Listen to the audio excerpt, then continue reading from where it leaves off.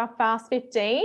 I'm very happy to be welcoming David Janson to our session today.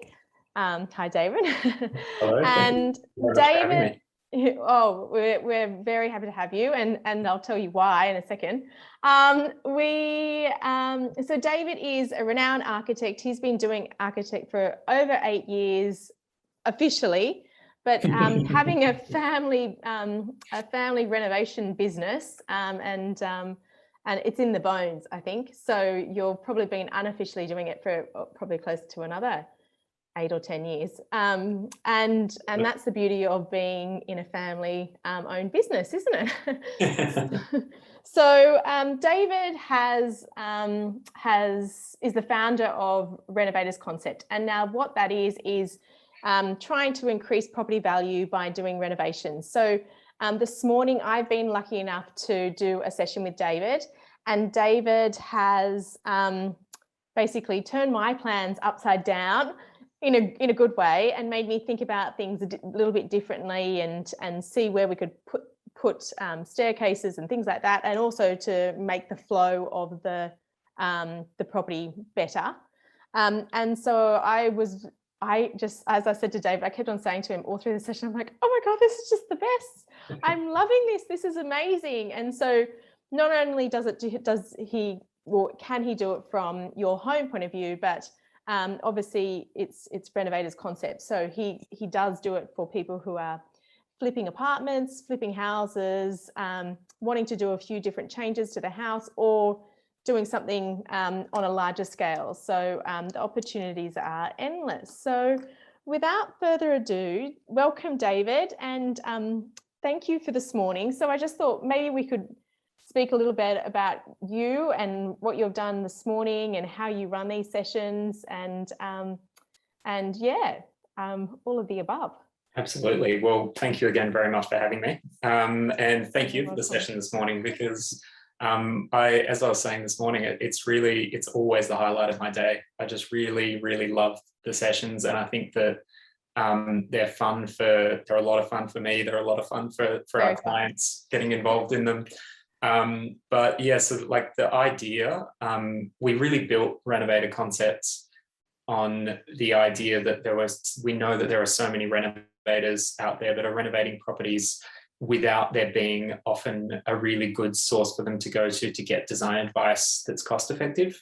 And so we built it so that we could sort of workshop their designs with them, and really off the back of the fact that, as you mentioned, my mother, being David Janson of the School of Renovating, just has this amazing community of renovators in her organisation, and that are delivering often amazing renovations, but just again, just without that design resource at their fingertips. And so I wanted to be able to help them. They're sort of, I feel like they're part of the family as well. Absolutely. So it felt, it's really difficult to see them struggling with design problems, but also to know that I don't really have a way of sort of effectively filling that gap for them, because the architectural profession just isn't really that well built for it, or the way that we often deliver our projects is not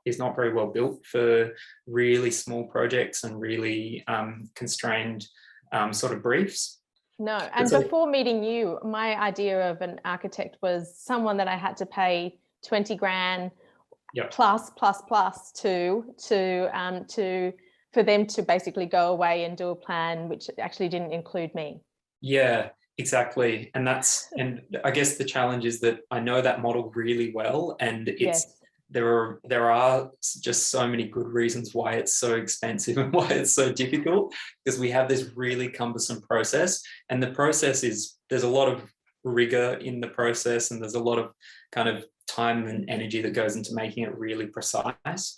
But actually, for renovators, especially if they're going to deliver the project themselves, or they're going to use a draftsperson, we just felt that there was a real need for doing the design concept up front, and just like let's spend some time, an hour or so, just really fleshing out some of the design options, and we can be really creative in these sessions. We can move really fluidly and collaboratively between us, and just work in hand sketch. And then if the renovator wants to have us deliver the project for them, we're happy to do that. And if they want to take the project to a draftsperson or straight to their builder, if it's a really simple project, then they can do that as well. But actually, just from the beginning, get the design right, because otherwise everything gets more expensive to fix later on. And so that was really where we started with it. Yeah, and I love that you've got it in stages. So as you said, if you want to then pass it on to the draftsman, great. Or if you want us to continue to do those drawings, etc., you've got all those different stages, which is really important. Yeah, absolutely. And so as you experienced this morning, the way that we run the sessions is we get the floor plan that you've provided us with. Often it's a marketing floor plan. Should we show everybody that? Show the floor plan. Cool. And I think, and that's something to add. So, so while there's, my husband will be happy to hear that we won't be doing these works anytime soon. What is really nice about doing it now is that it gives me an idea in my head of what we're going towards. So it means that if I wanted to renovate the bathroom now, I know that the bathroom's going to stay, and so that's not going to be a cost that I'm going to have to tear out in the bigger picture. So having that overall plan, I think, is really important. Yeah, absolutely. And that's a big part of most of the sessions that we do. Like often, if especially owner occupied projects, the renovator will have an idea of what they can do right now, or have a budget for what they can do right now, but also will have the intention that, you know, I may want to add a level later on. So where might I put a stair? Or I might want to do an extension to the kitchen later. So let's just make sure that wherever we position the laundry or XYZ doesn't compromise that. Yes. And so it's very much, it is often just about, let's get the overall strategy right. And even if you're doing something really minor now, make sure it's not abortive later on. Make sure that like it's a step in the right direction rather than something which compromises the ability to deliver something amazing later. Yes, absolutely. I think that's so important. Yeah. Yeah.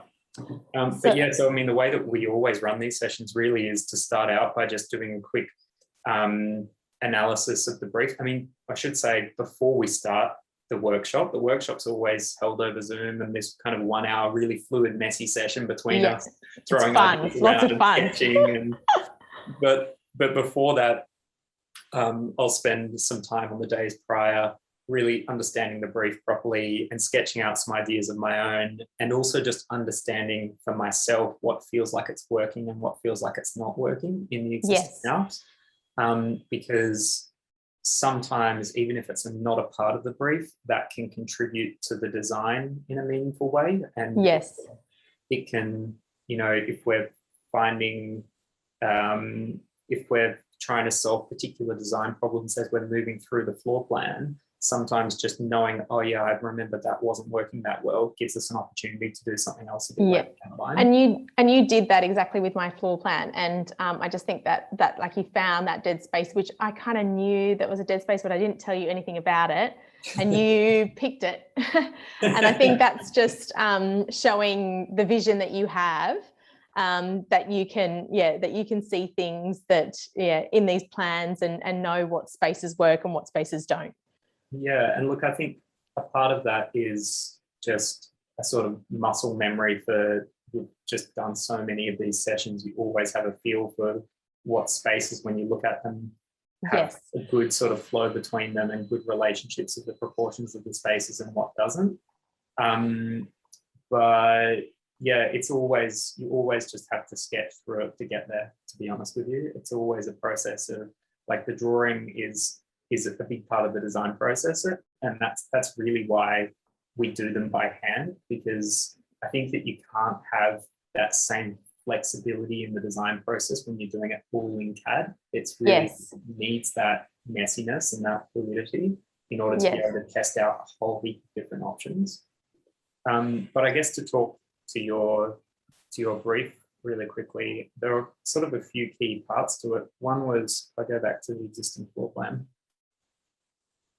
you really wanted to look at relocating this stair, ideally to the front of the house, so that it's, you know, front and center when you enter the house, which I totally agree with. I think for the the overall flow of the house, that makes a really big difference for the circulation between the two levels to be, you know, in this central spine at the beginning of the house. And then that obviously gives the opportunity for the kitchen to open up a little bit more. It makes this whole space, that whole living space, feel quite a bit more open.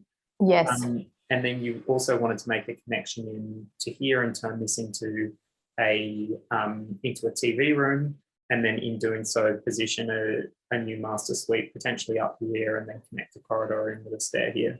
And so that was kind of like roughly the overarching kind of principles of the brief that we were working with. Yes, that's right. And we started out with pretty much exactly that, I would say. Yeah. And so, you know, we've opened up this space. We built a pantry into here with the fridge in that location, which allowed us to sort of turn that back into laundry. Yes. Into laundry rather than laundry come pantry. Yep. And then, you know, we sort of opened these spaces up, and this space is the one that you were just talking about. Yeah. Where it's sort of, it's neither here nor here, there. Exactly. And I think that there are, as we discussed during the session, there are a couple of really great opportunities there. I think one is that we turn this into a sort of indoor fire pit vibe, because you were talking about wanting to have a double-sided fireplace in this wall here between. Yeah, I don't do things by halves, do I? No, it's great. I think it's such an awesome idea though, because start at the top and then scale our way down. It's such an awesome idea though, because then you've got this like little huddle of a living space that is really centered around the fireplace rather than a TV. And I think that's such a nice thing to have, especially with such proximity to the kitchen. I think it has there's such an amazing opportunity there. And whether it's a built-in banquette piece of furniture or whether it's standalone furniture, I don't think really massively matters. I think it would be nice for it to be built in, for it really to have a sense of intimacy about it. But there is the kind of opportunity in that dead space. And then from there, we sort of started fleshing out some other ideas of, you know, what if we use that space slightly differently and put like this amazing dramatic feature stair in the middle of the space. And I think that they're two really different options. And I think it's really important to point out that, as we sort of discussed during this session a bit, the flow of a house isn't really, I don't think it's necessarily like a given that a particular flow in a house is good or bad. I think it's like there are different ways of living in a home, and there are different sort of environments that you might want to build in your home. And this has a very, very different environment to the previous one.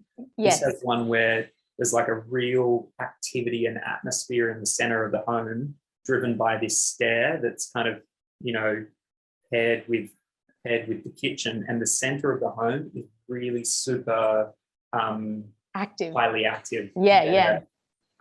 Whereas in this previous version that we were looking at, we've sort of tucked that energy into the front of the house, and we've got a really logical break between the living spaces on this side and the sleeping spaces on the other side and upstairs. Yes. So they're quite different ideas and they're quite different design outcomes.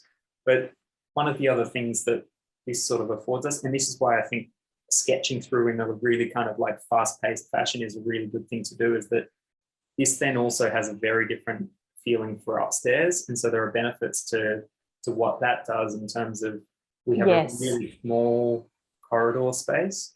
Yes. And then we've got 4-bedroom doors coming off of that much smaller space.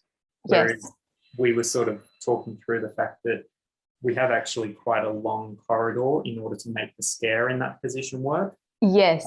That wraps around the corner. And so doing the design, like investigating the design concept in this way, allows us to test out all of those different options. And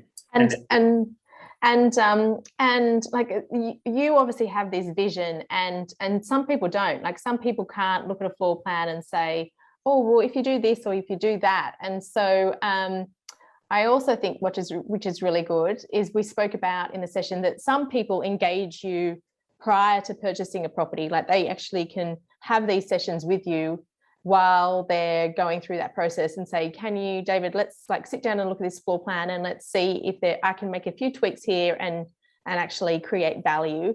Or they do it after they've purchased and they when they're, as you have said, in the thick of it and kind of throwing around different ideas, they can also engage you then. So I think that's really important as well. Do you want to just touch on that?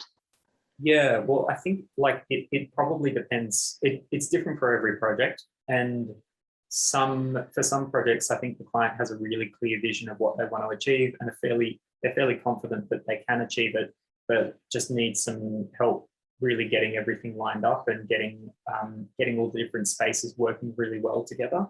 Yes. And that might be the detail of how to set out a kitchen, or how to get the kitchen really working well in conjunction with the living space, or it might be some odd dimensions in bedrooms that they need some help to sort of figure out. But I think that when we've got like a sort of like quite a large design challenge to talk through and not a lot of clarity around how to achieve it, I think there's a lot of value in bringing us in much earlier, so that Yes.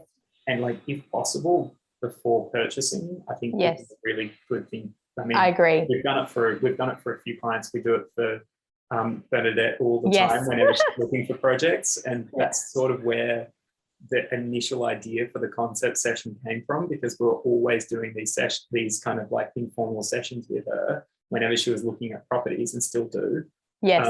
And it really allows, I think, her and some of her other renovators that we do them for to see like some potential value adds that other people aren't seeing in the market. And so just on that, so you yourself are a part of a property circle, and they have bought a property up in Newcastle, which you've done basically this concept for.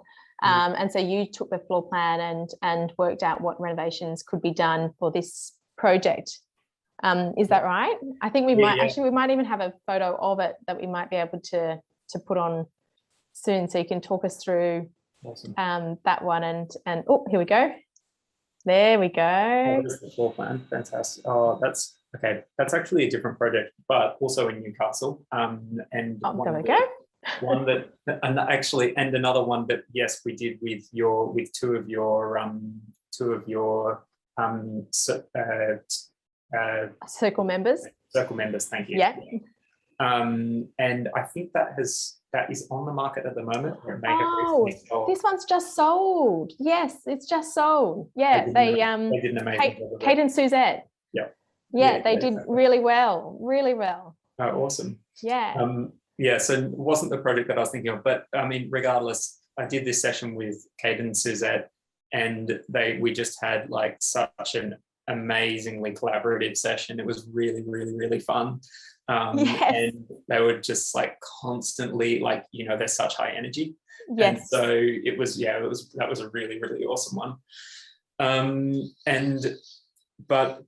I think the project that you were talking about was another one in Newcastle, in Freiburg.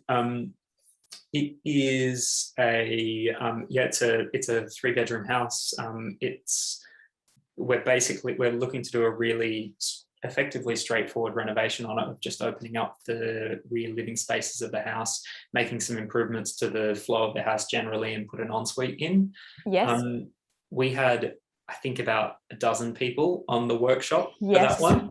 So it was really, really tested. Busy.